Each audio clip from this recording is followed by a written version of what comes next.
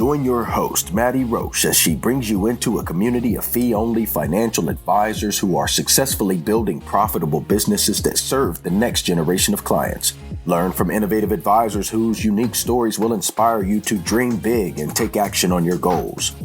Are you ready to live your best life and help your clients live theirs? Then you're in the right place.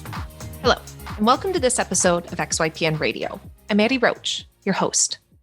I'm excited to have Lucy Robeson, the Managing Director of AdvicePay, a compliant payment processor for financial advisors, on the show with me today. Lucy started her career as a retirement actuary. She then spent some time in Fiji as a nonprofit coordinator, and then moved into the RI space at a firm where she pursued her CFP designation and found a love and passion for business operations. Fast forward several years, and she lives in Bozeman, Montana, leading a company of 14. Lucy discusses how she was able to make those career pivots over the years. And let me tell you, it takes a lot of hustle and a lot of leaning in. And she talks about how those pivots have brought her to a position that she really, truly loves. She isn't shy about her experience and how it felt to come to the crossroads in her career that had her questioning her why, and how she continued to imagine a better, more fitting position. Lucy has tips for folks in and out of this industry, how to carve out a place in the space, and how to keep yourself mentally strong. As a manager of team leads, Lucy shares with us the experience of managing a team and gives some sage advice about what it's like to make a pivot from a doer to a manager of doers. If you're interested in what other opportunities exist in this industry, then this show is for you. Avocado toast, selfies, a mountain of student loan debt. Gen Y is anything but traditional, and with over 75 million people, it's a population you don't want to ignore. Learn more about how to serve this unique population in our guide called Attract and Profitably Serve Millennial Clients in Your RIA. Discover 3 key ways to tap into the millennial market and 6 things that they want from their financial advisor. Visit xyplanningnetwork.com/millennials for your free copy. You can find any of the resources we mentioned during the episode at xyplanningnetwork.com/279. Also, be sure to go to xyplanningnetwork.com/VIP to join our private group just for XYPN radio listeners. It's a community of advisors we've all been looking for. It's there to provide support when we need it the most. Best of all, it's free. I encourage you to check it out. Again, that's xyplanningnetwork.com/VIP. Without further ado, here's my interview with Lucy. Hello, Lucy. Welcome to XYPN Radio. Hi, Maddie. I'm so glad to be here. I'm really excited for the opportunity and hope to provide some value to those listening. Thanks. I suspect you totally will. Knowing what I know about you, Lucy, our listeners will be so happy to hear a little bit about the backstory of how you've ended up where you are and all the unique pivots that you've made. So let's start us off first and foremost, Lucy. What is your current position here at AdvicePay? Awesome. I am the Managing Director of AdvicePay. I think of that role as really being over 3 primary areas: people, finance, and operations. And I'm happy to go into more detail around those. Let's go ahead and just paint a broad brushstroke of what's your team like and what do you do kind of on a daily basis as a managing director? Sure. So we have 17 people on our team. I manage the 14 leads who then collectively manage the rest of our team members. I work closely with Alan, who is our CEO. So the people category, I really think of, it's weekly one-on-ones and weekly department head meetings. I view a lot of my role as helping people solve problems and remove roadblocks. And then as I am the manager over each of the team leads or department heads, really integrating those departments together. The finance part of my role is owning the profit and loss, doing the annual budget, multi-year projections, all of the financial reports we send on a monthly, quarterly, and annual basis. And then the operations bucket is really a catch-all. So we're still a smallish team, so I'm doing everything from human resources, hiring, legal, insurance. I mean, I go through our mail. Anything that kind of doesn't fit somewhere usually ends up on my plate.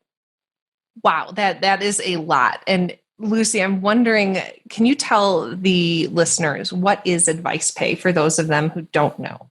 Absolutely.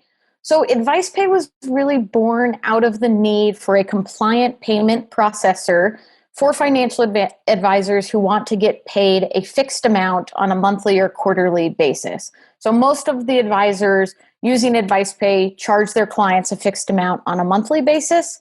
Other payment processors out there don't meet the financial compliance regulations specific to this industry. And so AdvicePay was created to solve that problem.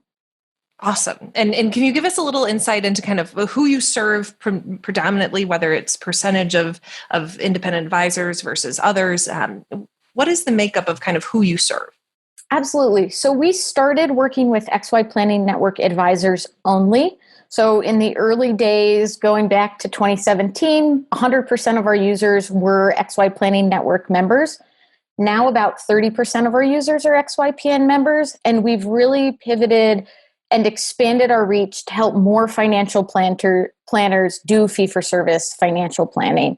And so for a lot of advisors using our platform, financial planning, fee-for-service financial planning might be one part of their business.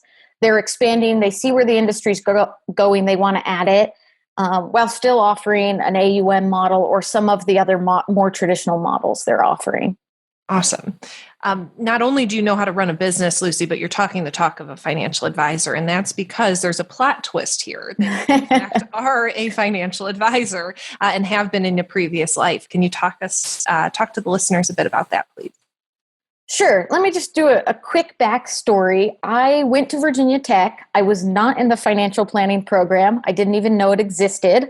I was a math and statistics major. I was told I really liked math. I was good at it. And so I was told if I majored in math, I would have lots of opportunities available to me. That proved to be true. And I ended up working as a retirement actuary out of college, which was extremely hard. And I learned a ton. It was such valuable experience. And I did that for 4 years at 2 different firms. And when I switched to the second firm, I had amazing coworkers. I loved the culture. It was clear that it still wasn't the right job for me. I didn't love the work, but I'm grateful for the experience that the work provided me and really kind of honed my technical chops. And so as I was at the second actuary job, I started thinking, what do I want to be doing? And I, after talking to people, realized maybe financial planning would be a better fit to utilize the technical experience I had and enjoyed that math background. But I was missing the people component, the service component. And so financial planning seemed like a good fit. And of course, if you're going to change careers, you might as well do something crazy. So I quit my job. I moved to Fiji for a year and managed a nonprofit there. I actually went just to volunteer for a couple of months and was going to do microfinance work through partnering with South Pacific Business Development there. And a couple weeks into the program, the director had to fly home for some family emergency circumstances, and they asked me if I would run the program. So without the typical 6 to 9 months of experience that all of their program directors go through, I said yes, and ended up managing that program in Fiji for about a year. And I just loved it. And I learned a lot about, in that role, my enjoyment of managing the finances for the program, managing all of the volunteers. I should say we had about 25 volunteers living in one house, managing all the projects. I really liked this kind of organizing all the chaos. And so I pushed back financial planning after being in this director position in Fiji. A few months turned into a year. And then when I came back, I was ready to really do my deep dive into what a career in financial planning might look like. That deep dive into what a career in financial planning may look like is such an important thing that I think a lot of us get to when we figure out, okay, we have a hunch that there is something in this space we're interested in, but what could it be? And I really appreciate kind of your background and your story, because you have not just gone from being an actuary to organizing a nonprofit, but now you're saying now you really wanted into the financial planning space. What did you know of the space, and what did you think you would get into versus what you found? Yeah, there were a few big things that came up quickly as I started searching and talking to a few people I knew who were doing it in one way or the other. The first that became really clear to me was I wanted to become a certified financial planner, which I did do while working for a firm. And that education I just kind of screamed out as important. I did interview with some how shall I say, kind of firms that just say anyone can do it. And, they weren't fee only. And they told me, don't worry about the knowledge. We'll support you. You just need to be able to talk to people. And that it didn't feel right to me. And so getting the CFP became really important. Then I learned about fee only versus fee based versus commission. I did some research around that. Fee only really stood out to me. And then the investment philosophy. And I had been doing a lot of financial planning work for myself and for friends as a hobby before this. And so I knew I was much more bought into a passive approach versus an active approach.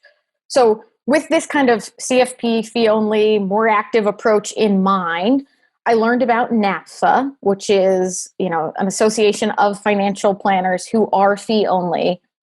And I was back in the DC area, home from Fiji. And I looked up on NAPFA as if I were looking for an advisor, every firm within 20 miles of where I wanted to live, which in the DC area was about 60 firms. And I emailed all of them. Like hand emailed 60 different people.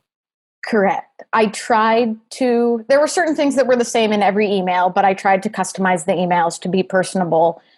And I was really looking for any information I could get on the career, the specific firms, and bonus if they were hiring or had opportunities available. But I knew after my actuary experience that wasn't for me. And if I was going to make a pivot, I really hoped I could try to find something that would be a longer term fit for me. I wanted to be intentional about the career change and hopefully get it right. I think that's so important to remind listeners that you can reach out in really any industry, but I found as well, because I started my career in this industry off of a cold email as well, that people will respond. What were you asking of those advisors when you emailed? I think that's something listeners may be wondering. I mean, was it just your resume or did you have an ask at the end? Yeah, great question. And I agree with you, and I'll highlight some numbers to show this, but what an industry of abundance and giving. That just proved to be true over and over and really helped kind of commit me to wanting to be part of this fee-only financial planning industry. I attached my resume, I gave part of my backstory, and I told people I'm coming back from Fiji, I'm making the switch. I had no idea what the power of saying I used to be an actuary held. That just people trusted my technical expertise. And I was just really asking to learn more. I don't even know if I had any questions in my email directly. I pulled one up before this interview to see. And I just expressed kind of where I was coming from, how I thought this might be a good fit, and that I was looking to learn more.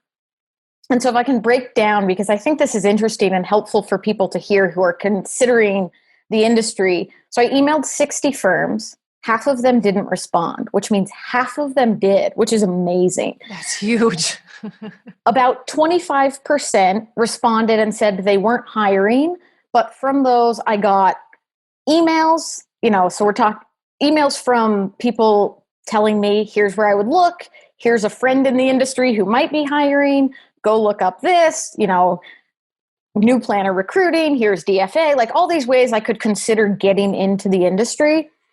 And about a dozen of those did informational interviews, usually over the phone or video, which was great. I didn't have to go anywhere in the DC traffic. I was just talking to people and I didn't ask a lot. I listened. If you want people to tell you about the industry and their firm, just listen. Like that's all, that was the only line really I had to do. And then I just absorbed a ton. 25% of those firms were hiring. Of the 60 I emailed or got, sorry, I overstated that. 25% were hiring, but only wanted CFPs. So I was like, okay, CFP is important. or they were planning to hire in the next 6 months, or they said, I'm a solo advisor. I know I need to hire. I haven't pulled the trigger. And so I just talked and listened, really listened to these firms, and ultimately ended up with 3 job offers, which was amazing. Holy cow. That is a hustle to a job offer if I've ever heard one.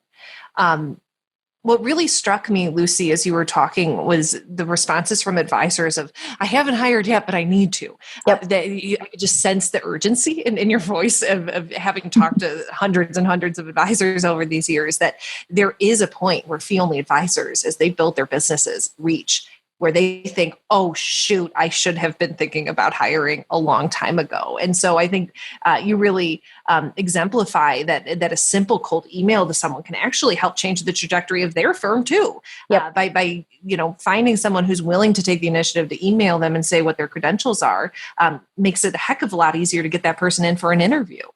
Exactly. Yeah, so true. And it taught me a lot about the types of firms. The 3 offers I got, one was a solo advisor hiring for the first time, one was a 6-person firm, and one was about a 50-person firm. And I saw the differences, and there's no right or wrong, but it really, being able to talk to firms and interview and take all these informational interviews really helped me see the industry and all of the opportunities within the industry. And so often we hear, be a financial planner. And I know some people, they feel like they have to start a firm because those opportunities are few and far between, or they're not finding the real financial planning firms they want to work for. And so I'm really appreciative still of all those advisors that emailed me back.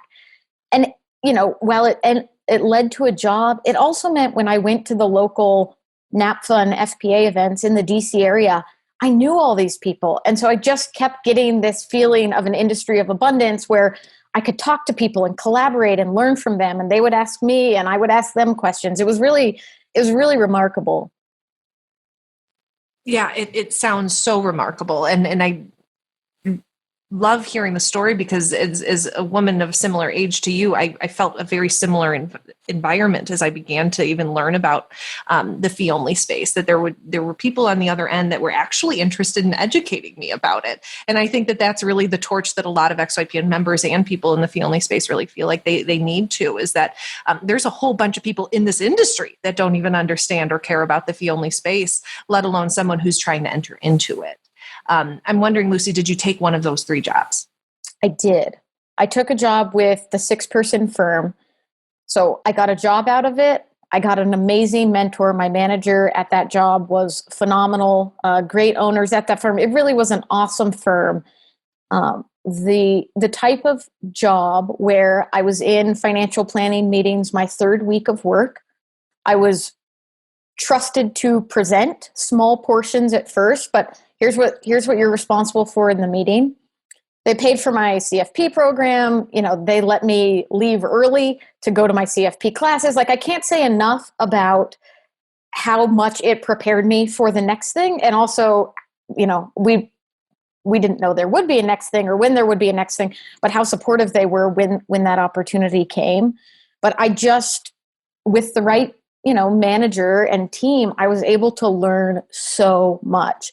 And I feel like that helped accelerate my career because I was in meetings so quickly, because I was able to get that experience and had people who were willing to sit down and answer all of my questions as we were preparing plans and preparing for meetings with clients. What a good thing for listeners to hear too, those of them who run businesses with employees, how important it is to give access and exposure to the employees, to help them develop, to let them in on those client meetings early on so that they can see and really test out whether this is something that they want to do long term. And so I'm interested, Lucy, how did the timing work with your CFP? You said that they paid for it. So did you wait a period of time before you started the CFP curriculum when you were at that firm? I didn't. So let me think about this. I started that job in July of 2014. And I believe the next CFP program, I used the Dalton program in collaboration with George Mason. I started that in September of 2014, which was when their next cycle started. I think I finished the program in May, where I submitted my capstone course. and then sat for the July 2015 exam. Wow. And to have a job that's supportive of that is really unique. Tell me about what it was like to pivot into the planner position from being an actuary, and maybe shine a little bit of light on what an actuary actually is for those of us who are not totally familiar. Sure. An actuary manages risk. So maybe one example would be you pay a car insurance premium, right, Maddie? Right? You pay a health insurance premium, those things. There's a risk to the company based on your age, your gender, all sorts of things. And so actuaries figure out what those premiums will be. I was on the retirement side, which was a good primer for my future work as a financial planner because I was working predominantly on pension plans. I did some cash balance and 401k plans, but you figure out how much risk each person in the pension plan, each employee is to the company, how much they'll have to pay out. It's kind of a glorified statistician job. It was a ton of behind the computer crunching tons of numbers and, ultimately figure out the liability of the pension plan, all these different things. I will say it was boring for me. There are phenomenally smart, talented people who loved it. But for me, it was just missing that human interaction. A lot of what we did was valuations for a large company's pension plan because they had to file it, not because anything was ever done with it. It wasn't an analysis to make decisions. It was just to file the report, which was an annual requirement for them. But again, I learned a lot technically, and I think that was hugely valuable. Awesome. So what was it like to pivot into the actual planner role? Did it feed some of the things that you felt like you were missing? Yes, on the human interaction side, it was great to be able to talk to people, the actuary valuations we did would take a year and then you never presented them. You just emailed them and the company filed them away. With a financial planning job, we would work on a plan and then present it and talk to the person in real time and make adjustments when they pick up the phone and say, this life situation happened, sometimes positive, sometimes negative, but I have to pivot. I have to be able to adjust. So there was that human connection I was craving. And for a couple of years, I really enjoyed it.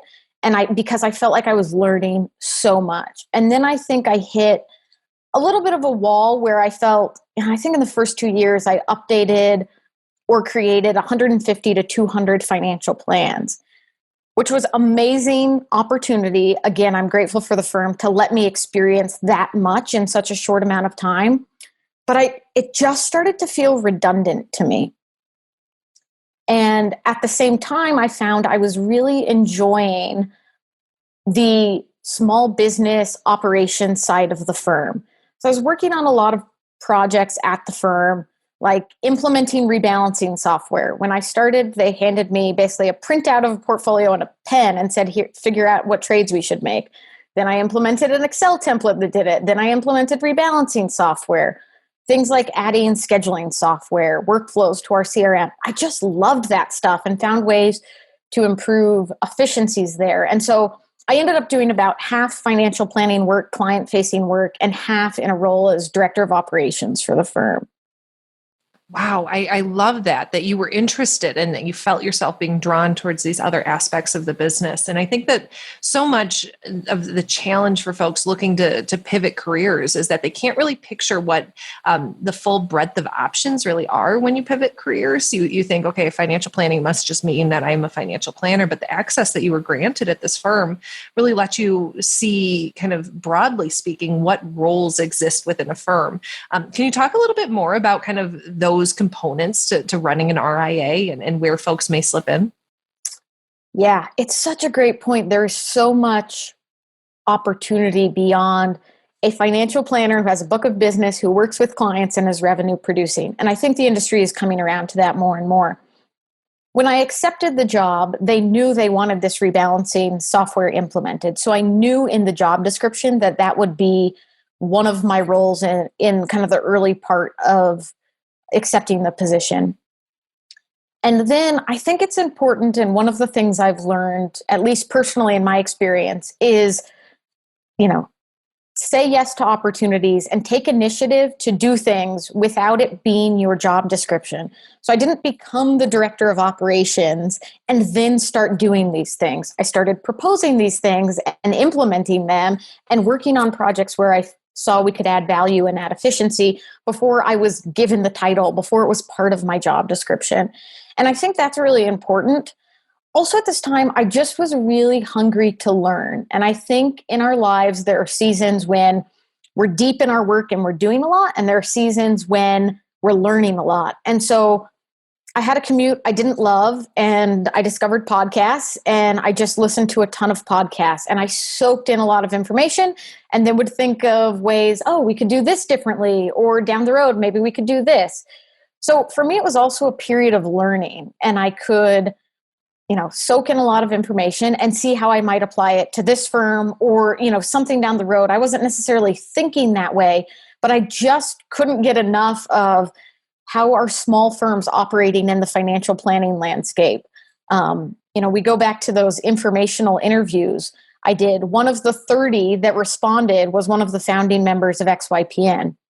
And this was April 2014, which happened to be the month XYPN launched. So I learned about XYPN and was following, first it was a blog, then it was a podcast, then it was a conference. So I just kept, taking in all the information that I could. And I was interested in it. I wasn't doing it because I had to. And I think, we talk a lot at AdvicePay with our team. We want people most of the time to be doing things they're good at and that they love to do.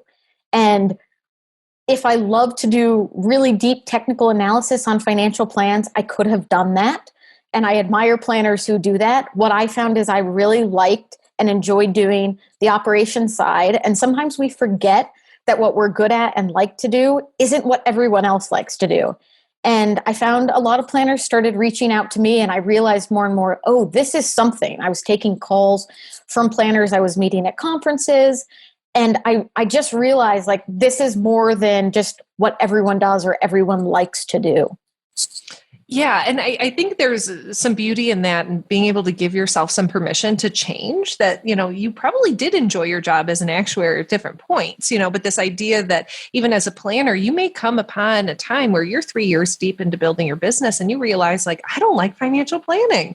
Well, it turns out there's a whole bunch of other areas that you can really focus on and then hire to backfill the areas that you don't love anymore. And that, in this career and what we do at XYPN is help people run businesses, is that hopefully those businesses kind of are in existence in perpetuity. So the idea of you could be lead planner for 4 of the years as you build the business, pivot over to CEO for a long time and run, operations, and then move over back into the financial planner role. I hear over and over from members doing is kind of letting themselves evolve a bit. Does that resonate? Definitely. And I think it's so important to point out there's, the finance side of a business, operations, there's marketing. Some people may think I'm a financial planner, I'm not a marketer, but are you good at getting on the phone and talking to people and prospecting? There's just so many things you can do. And to your point, you don't have to pick one track and stick with it forever.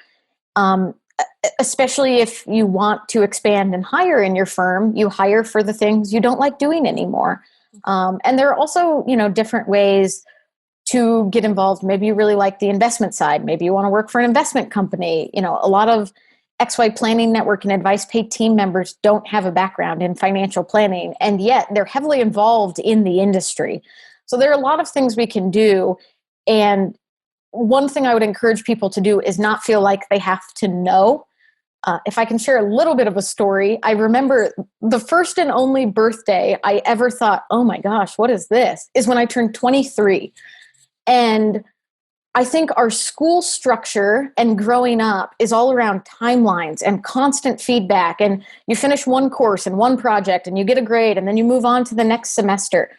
And when I turned 23, it was my first year working full-time out of college. I thought, no one said, what now? What's next? I just felt like I had decades ahead of me of working, and I didn't know at all what that would look like or how I was supposed to know what I would be doing. And I think it's really important to recognize there are lots of opportunities and lots of things we can be interested in. And because we have so much of this time, I don't feel the same way I did when I was 23, which was how am I going to like figure out, like I just saw work in my future. Now I see a lot of opportunities within an industry I found that I really like to keep doing things. And there's so much room for growth and change. And we don't have to commit to one thing. It will change. The industry is changing, which means there are opportunities we probably haven't even thought of yet that in the decades ahead of us in our careers that we'll be able to do. And just keep finding the things that we like and are interested in. There's some luck, there's some skill, there's being prepared, there's saying yes to opportunities to put ourselves in a position so that when that right opportunity comes, we're ready for it. So well said, Lucy. And you'd made another big pivot. You went from being a planner and helping out running, the RIA in terms of the business side, and then you pivoted into AdvicePay. Can you talk a bit about that?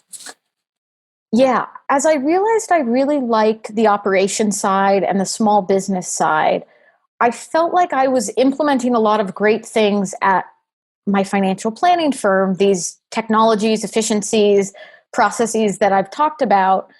And I thought, I'm doing this for one firm. What if I did this for 100 firms or 1,000 firms?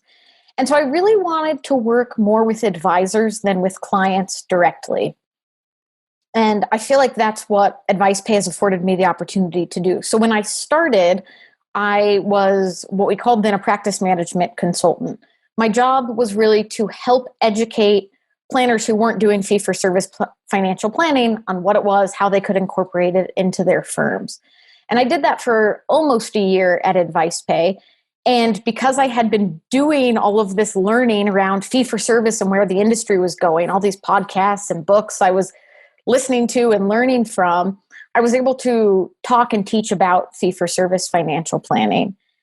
And as I kept doing that, I was missing some of the kind of organizing the chaos that comes with running a company and helping people solve problems. And so as the company grew and they needed someone in that leadership position, that opportunity came to me. It was, something I was very excited about and really has been kind of what feels like right now the perfect fit of all this experience that was all valuable and helped me continue to hone in on what do I like doing? What am I good at? How do I want to be spending my time? While also, and a key piece for me is making a difference. And I do feel like we're doing that. We're helping more people get access to financial planning.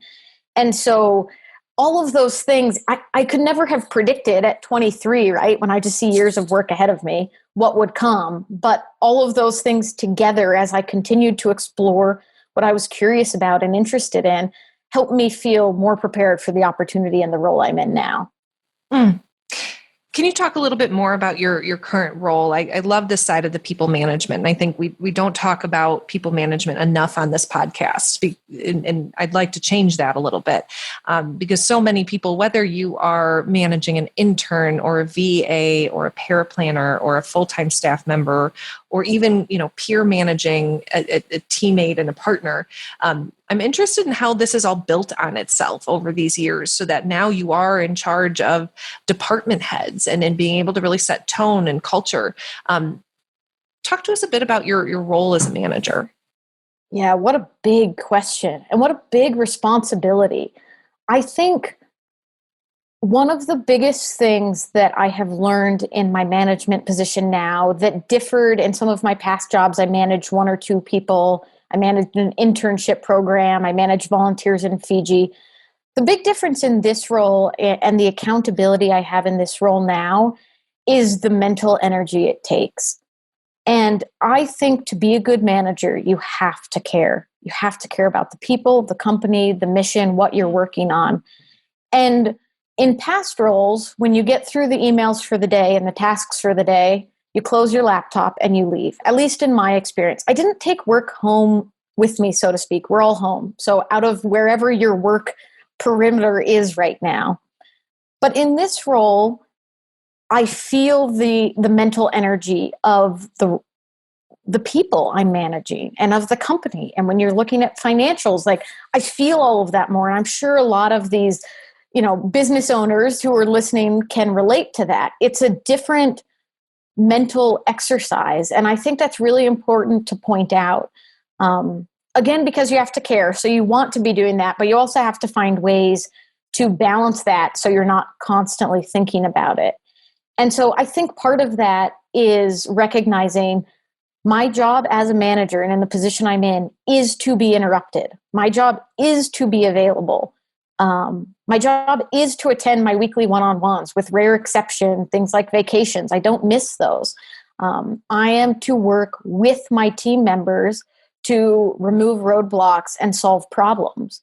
And so kind of recognizing, okay, what is my role? I can't get frustrated because I have too many meetings unless they're unnecessary. I can't get frustrated about getting interrupted. I'm here to help. And so I think pointing out that kind of mental toll the role can take is important for people to recognize. I think a lot of being a good manager and what I am constantly trying to do is be a better listener. My job is to listen and help people bring out solutions themselves. One of my favorite things and a thing I really love in this role is helping people see and achieve the potential in themselves beyond what they see today. I love helping people solve problems, recognize their strengths, and accomplish more than maybe they see right now that they could. So I think there's a lot of fulfillment in it. And I think helping people see that and giving them the opportunities the same way other people, as we've talked throughout my career, have helped give me opportunities and see that potential is hugely fulfilling. You have to recognize kind of what comes with it and what it takes to be a good manager. And that's something I'm just constantly learning about. Oh, that resonates so much, Lucy. I too feel that pressure and responsibility that I hadn't yet felt in different management roles now that I really do have one, where it's this idea that, I've always really cared about who my manager was and how they manage me. And I have to understand that translates to my staff as well, and the team that I work with, that I am the person that they think about over dinner sometimes because they had a bad day. And I am the person that they come to and ask questions for. And so I think what you said initially, that pivot in terms of the time allocation and the pivot in terms of prioritization is so important, because you have to be ready for that. Otherwise, you're not going to be able to create the culture that you want, and you'll be frustrated with the teammates. And to your point, you won't be giving that service that has been so helpful to us and to others in this industry, which is a helping hand and a listening ear for development. How do you help your teammates kind of solve problems? I know that as a financial advisor, so many advisors are used to just being the doers and just getting it done. I talk a lot with my boss about flexing my trust muscle, that there is actually like a muscle I've got to flex as I begin to delegate and transfer ownership of projects and things to teams. How would you recommend advisors make that pivot in their practice if they're running a busy RIA and they need a teammate to join their team? Yeah. Trust is huge, right? You have to be willing to trust other people to do the things that you're used to doing. One of the ways I think about that is to assign results, not tasks, to people. Sometimes you need something done exactly a certain way, but most of the time, if they achieve the results, but get there in maybe a different way than you would, it's totally okay. And so if you can get really clear about what the end point is, trust them to take the path to get there, even if the path that they choose might look different than the path you would have taken, right? We're all individuals. We're going to do things in different ways. Oftentimes, we hire people who can do a job better than I could do it myself. Alan and I talk about this all the time. What can I do that Alan doesn't love and doesn't feel is his best use of time, isn't what he's great at? Every time we hire, we're hiring someone who is better at doing a job than we are, which allows us to spend more time doing our best work. And so I think that is really important, giving up that control. I think, I go back to listening. How do we solve problems together? We listen. We understand what's going on. I also think the background and experience, working as a financial planner, having years of experience, professional experience has helped, so that I have experiences to draw upon. Most of the time, the solution that comes to mind, or the suggestion is maybe an even better way, is to say, okay, you asked this question of me as your manager. I was in a similar situation. Here's what happened. It didn't work or it did work. And having that experience to draw upon really helps use, I find, examples and stories. Let's keep it human. We're not robots. And having that experience to draw upon helps me give examples so that they can then take some of those, learn from them. But then I want them to go, how is it going to work best for them? I think it's also hugely important to remember that we're going to make mistakes. We are, and so are the people we manage. Mistakes don't mean game over, and we all make mistakes. And if that is part of our culture, that things aren't going to be 100% perfect all the time, I would argue we shouldn't even be striving for 100% perfection all the time. And if we make that part of our culture, people can own up to things, publicly, comfortably share, here's what I did, here's what I learned from it.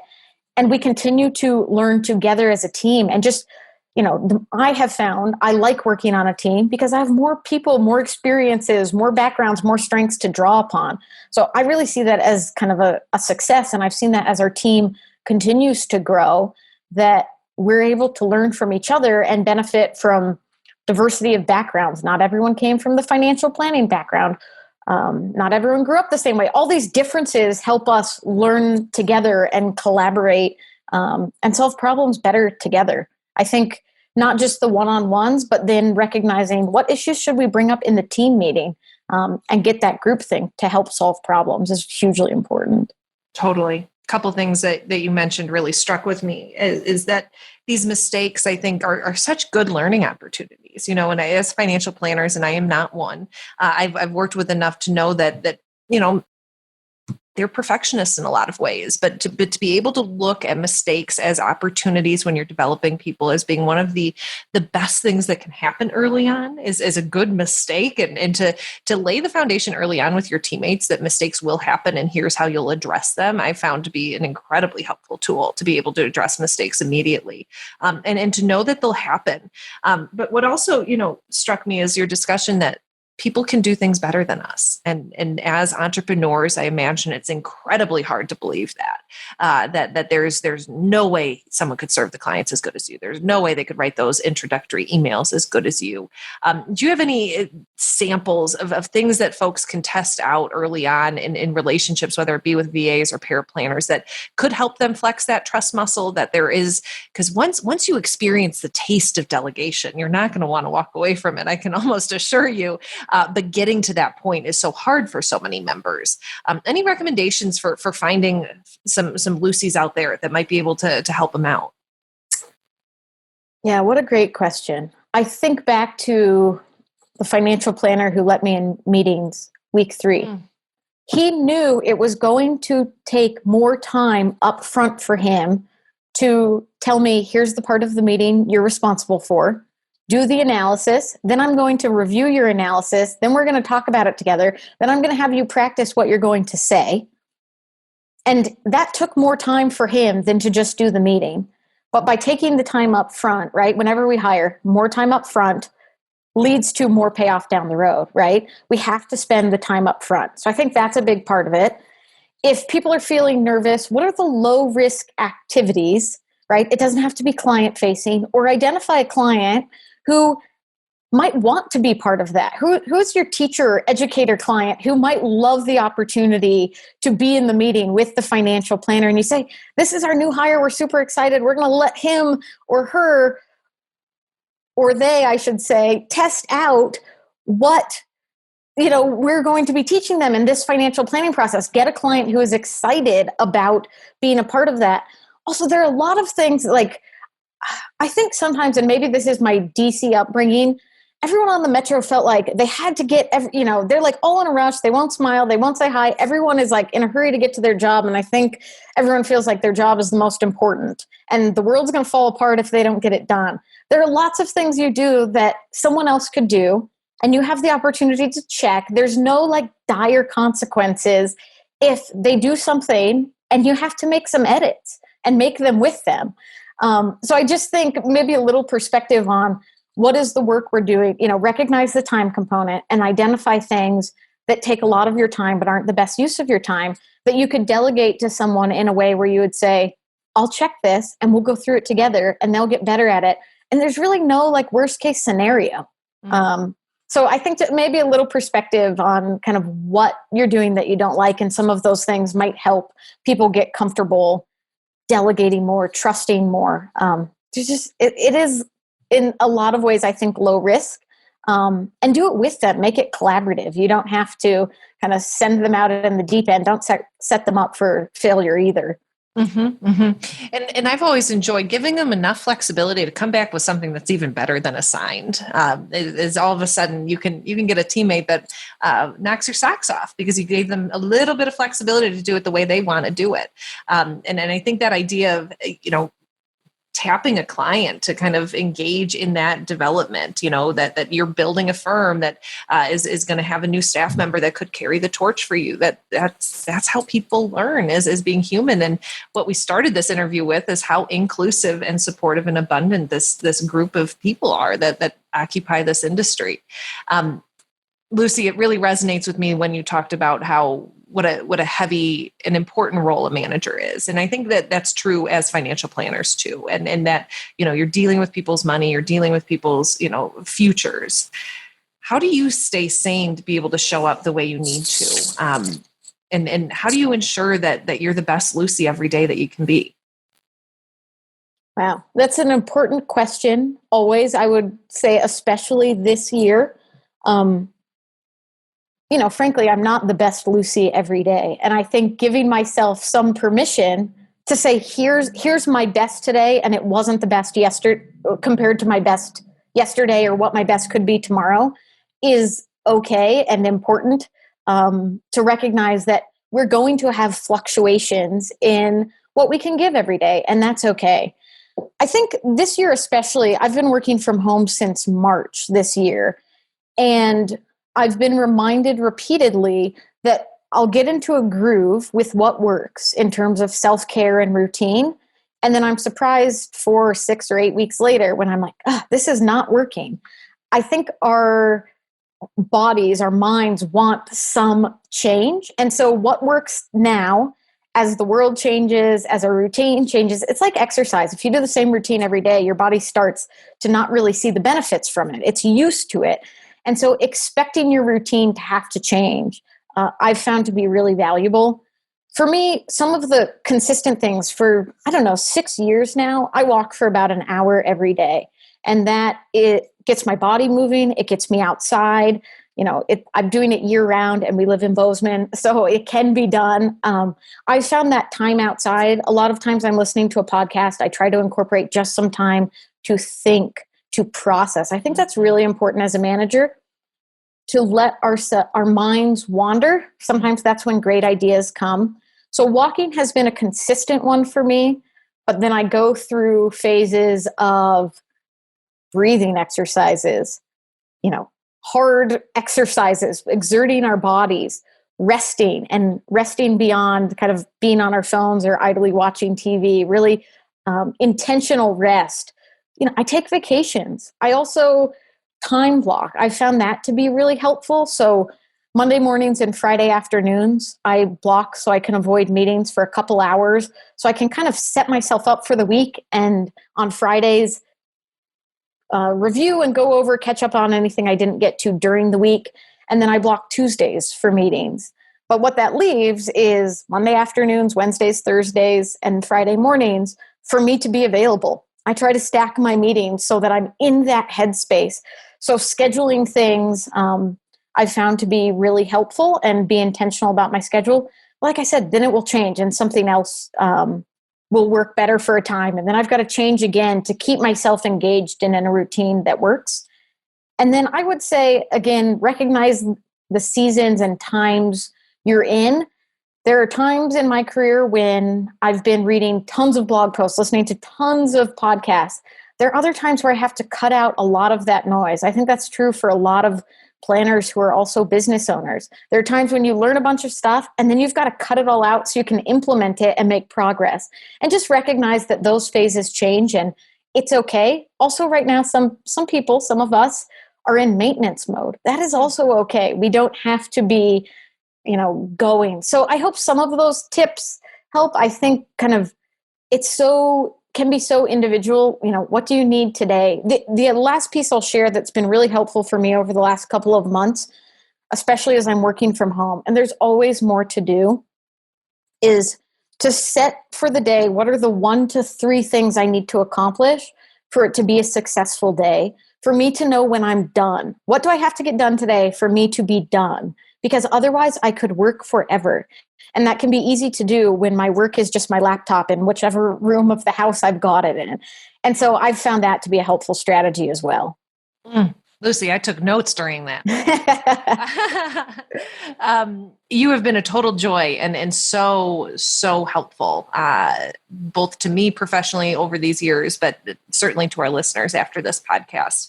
I hope this inspires some of our listeners to think strategically about their direction within this industry, and that it doesn't always have to be in a vacuum. It doesn't always have to be as a client-facing advisor, and that there are so many different ways to pivot and to continue to give back and grow and foster this abundance mentality that is so unique to our space.